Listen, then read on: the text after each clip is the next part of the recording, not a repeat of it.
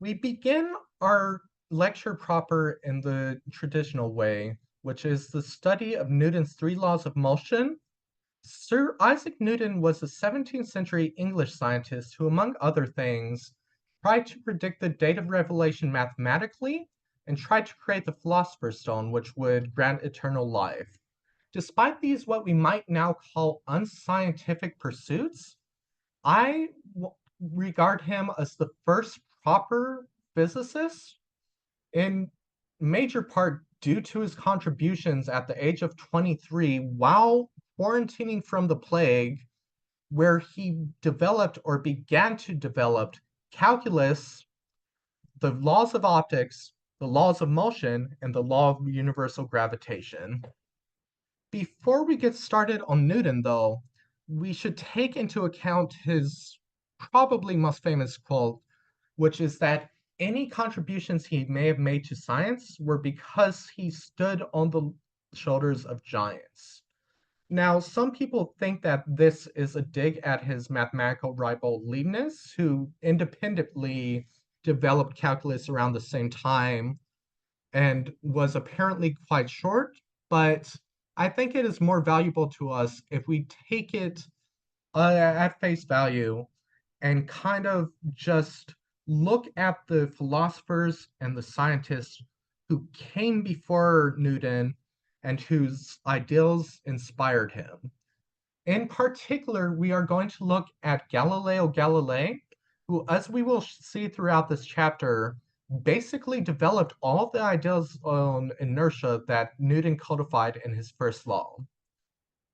It is hard to talk about a history of physical science without talking about Aristotle, who was alive between 384 BCE to 322 BCE.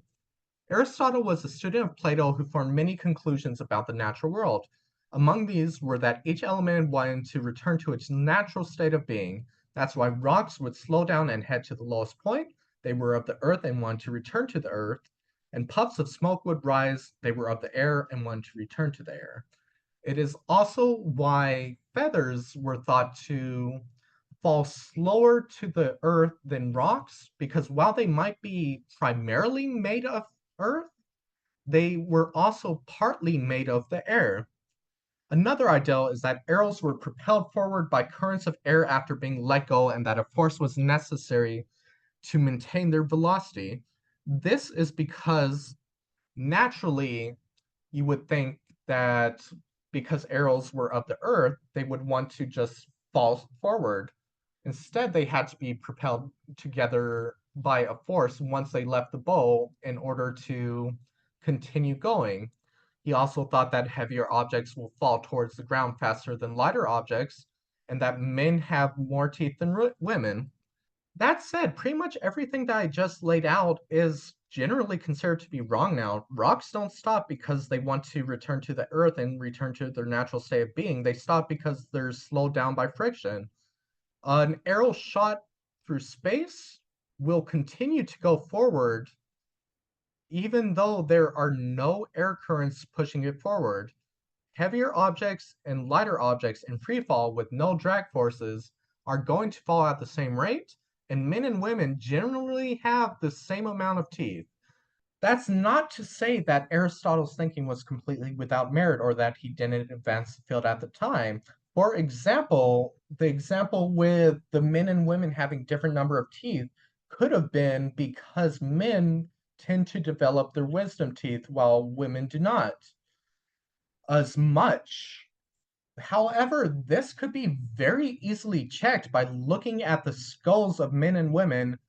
And the problem with Aristotle is that he had so much authority that nobody would check any of his claims for about 2,000 years. Copernicus began to check his claims with the ideal of a heliocentric or sun centered solar system where the Earth was moving without being propelled by any air currents around it. Following Copernicus, Galileo Galilei came up with another refutation of Aristotle, which I think is this really neat thought experiment that I've never encountered before. So basically, you have a basin surrounded by two hills. If you roll a rock or a ball down the basin and there isn't much friction, if you roll it from the first hill down and then up the next hill, the final position that it will reach is going to be the same height as the initial position. Well, what if you make like an irregularly shaped basin or an irregularly shaped hill or expand the length of the basin? If you have very little friction, then you are still going to get the result that the final height is equal to the initial height. It will keep rolling until it reaches that final height that is the same as the initial height. Now, what happens if there's no second hill? The ball rolls down and then it just keeps rolling. And because there is no second hill to climb, there is no gravity pulling it back down, it will just keep going on and on at the same speed forever. This is the principle of inertia, or the tendency to resist change. Newton codified this in his first law. Every object continues in a state of rest or of uniform speed in a straight line unless acted upon by a non-zero force. What does Newton mean by no net force acting on an object? Well, first we want to define what a force is. For the purposes of this chapter, we're going to say that a force is a push or pull on an object.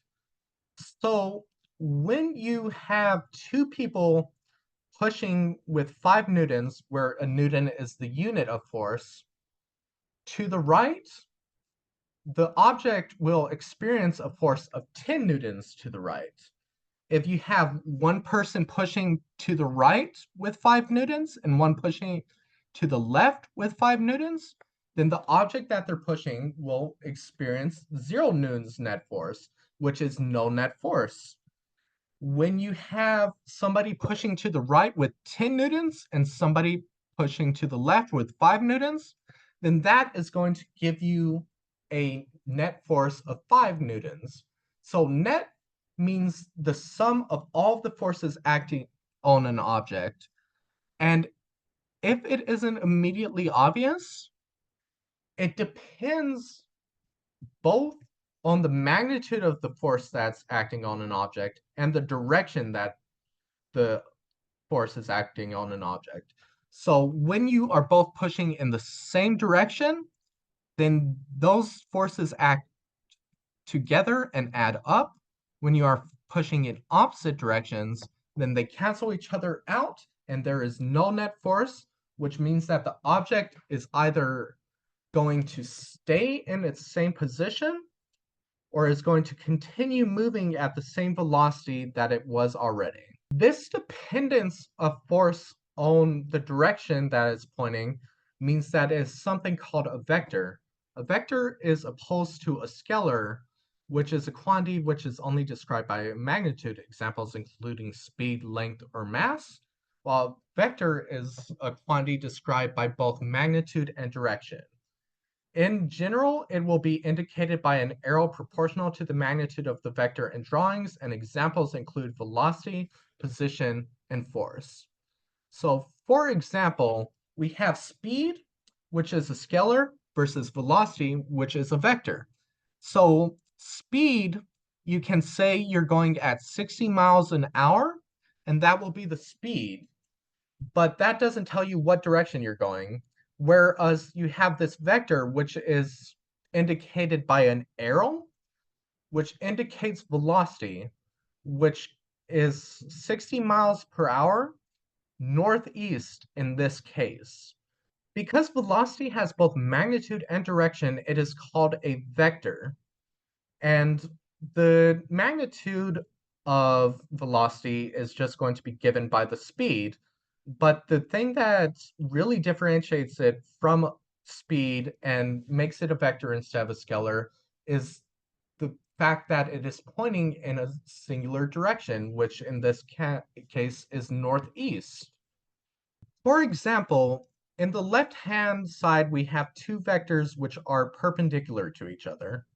Putting them together, we see that the parallelogram that is formed is a rectangle.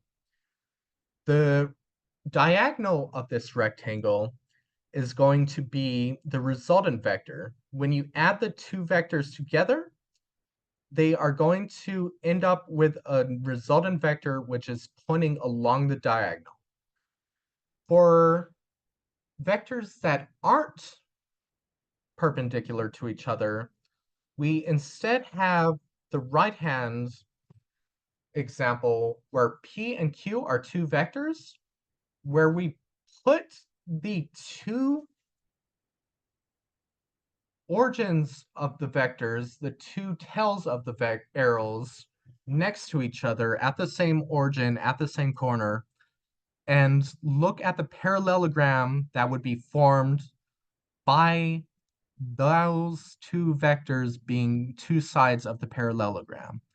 The diagonal r is going to be the resultant vector, which is the vector if you add these two vectors together, these two vectors p and q together. Going back to the physics of this all, if the net force equals 0, that just means that overall the forces are added up to equal 0. There can still be forces acting on an object, but the net force must be equal to 0 for there to be no change of inertia. Additionally, objects can move without net force, but their velocity, which is the speed and the direction, will remain the same.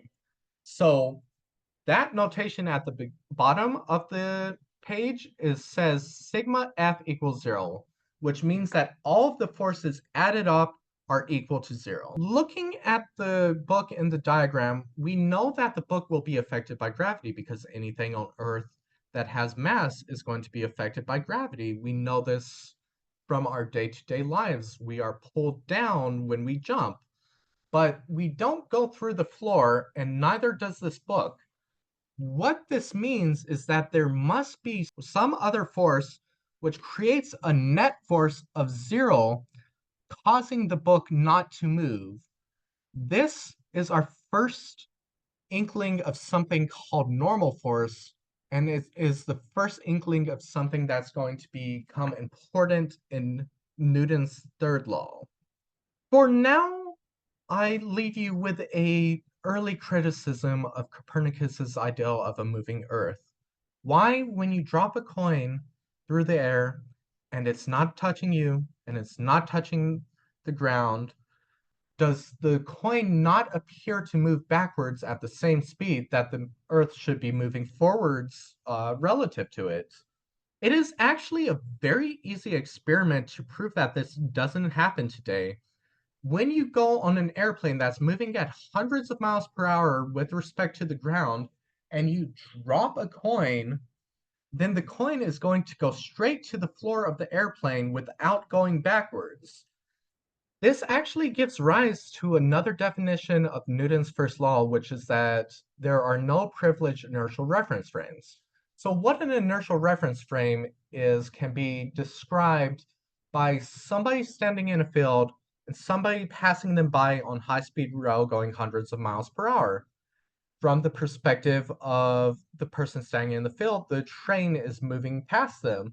From the perspective of somebody on the high-speed rail, they are standing still, and the person in the field is moving past them in the opposite direction. What Newton's first law and his subsequent laws of motion state is that no matter if you take the field to be at 0 speed, 0 velocity, standing still, or you take the person sitting on the chair in the high-speed rail to be standing still, there is not going to be any change in physics.